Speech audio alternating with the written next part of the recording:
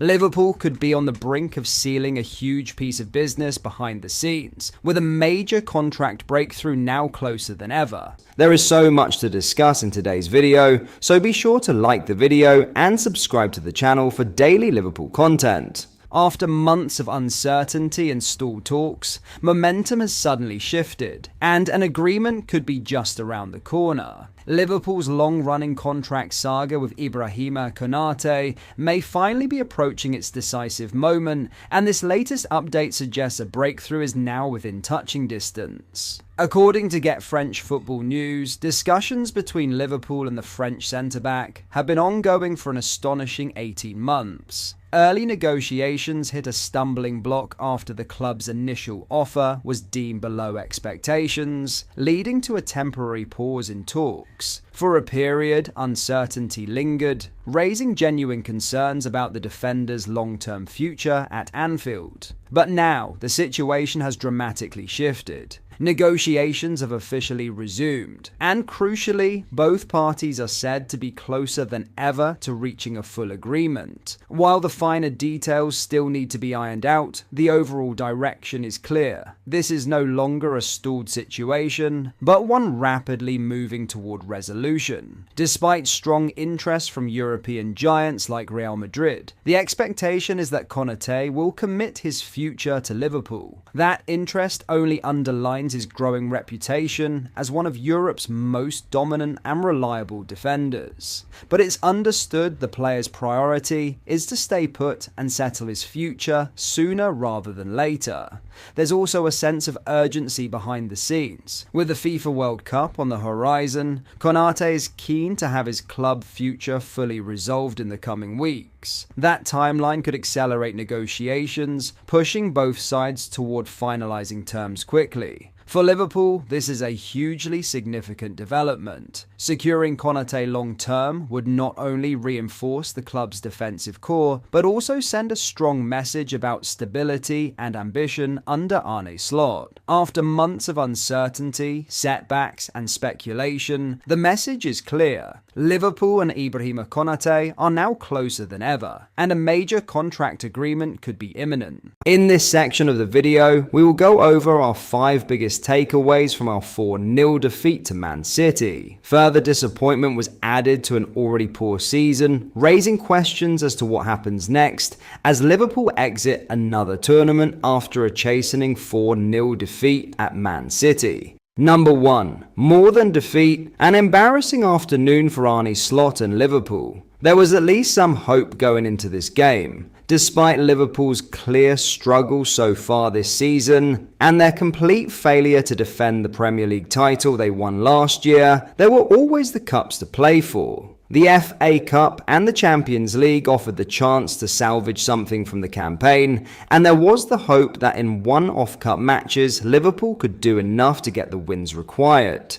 That soon evaporated in the opening 45 minutes against Man City, as the home side scored 2 goals and completely outclassed Liverpool in the areas of the pitch where it mattered. This was a long way from the City versus Liverpool battles of old, in which Pep Guardiola and Jurgen Klopp's sides served up peak football at a level we may never reach again. But Liverpool was so far from that level in this particular game against City that it is difficult to make any excuses for this team or their manager. The margin of the defeat and the gulf in quality between the two teams ended up being more than a defeat for Liverpool and turned into an embarrassing afternoon in Manchester. Number 2. Mo Salah's farewell tour begins badly. Mohamed Salah deserves a better ending to his Liverpool career than a limp title defence and unconvincing performances in other competitions. Now, there is still the Champions League to play for, but on the evidence of this game, Liverpool will need to improve drastically if they are in with a chance of winning the big trophy. Salah himself has been part of this slump, and this was epitomised by his failure to take a first-half chance following a great long ball from Georgi Mamadashvili to put him through on goal. A poor touch sent him into an unfavourable position and allowed Abdulkadir Kusanov the opportunity to get in and make a last-minute block,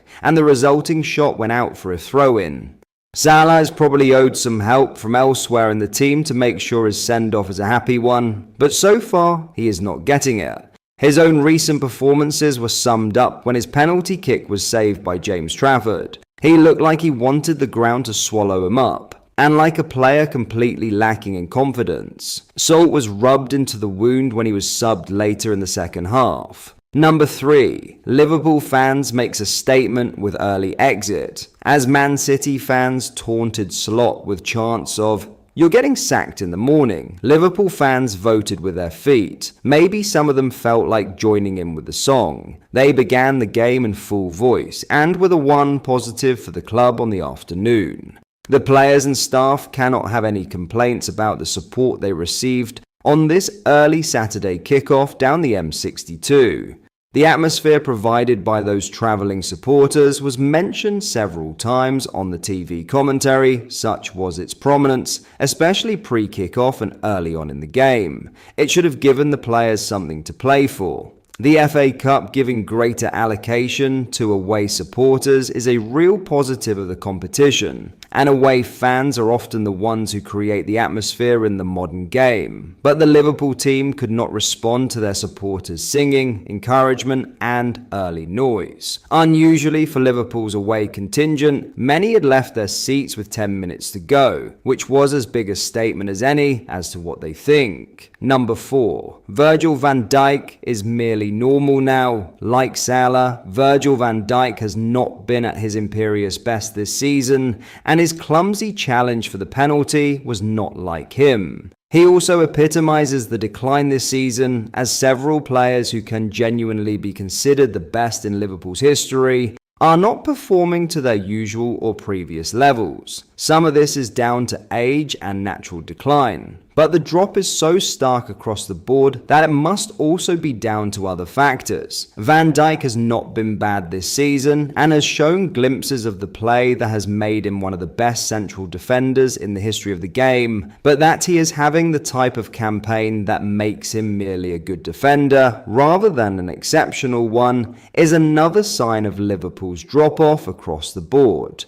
Number 5. What next for Liverpool? It's one of those rare moments for Liverpool FC where the question of what happens next is not just about the upcoming game, but also about the club's entire approach going forward. There will be calls for Slot to be sacked, and as Steven Gerrard's name was sung at the Etihad Stadium, you couldn't help but think that there is a desire for him to come in and attempt to steady the ship before appointing a new permanent manager next season. That is just speculation and maybe not the solution, but that these sorts of questions can be posed at this moment in time demonstrates the situation Liverpool are in. It's one that evokes memories of the pre-Klopp era and worries that the club might be heading back in that direction. With the Champions League still to play for, and all-important qualification for the same tournament for the 2026/27 season still to be achieved, something needs to change. But that is all for today's video. Thank you for watching. I hope you enjoyed. If you did, please drop a like on the video and subscribe to the channel for daily Liverpool content. We post all the latest Liverpool news every day, so join our fast-growing community so you never miss out. Thank you. I'll see you in the next video.